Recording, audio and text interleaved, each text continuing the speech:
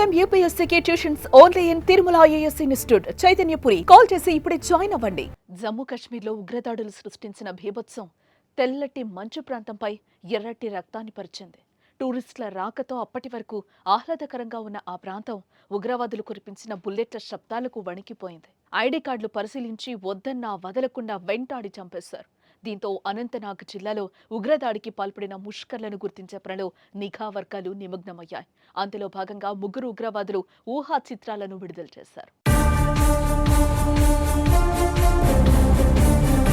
ఇదిలా ఉంటే ఈ కాల్పులకు తామే బాధ్యులమంటూ ఇప్పటికే లష్కర్-ఏ-తోయిబా ప్రకటించింది.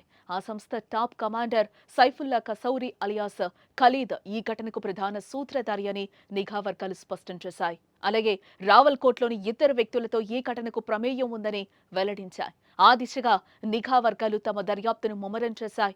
ఇదిలా ఉంటే ఈ ఘటనపై దాయాది పాకిస్తాన్ స్పందించింది. ఈ ఉగ్రవాద దాడితో తమకు ఎటువంటి సంబంధం లేదని పాక్ స్పష్టం చేసింది. అన్ని రకాల ఉగ్రవాద చర్యలను తాము వ్యతిరేకిస్తున్నామని పాక్ రక్షణ శాఖ మంత్రి ఖవాజా ఆసిఫ్ స్పందించారు.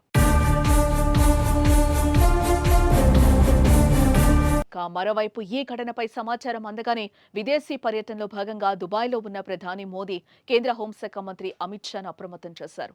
దీంతో అమిత్ షా హుటాహుటిన జమ్మూ కాశ్మీర్ బయలుదేరి వెళ్లారు.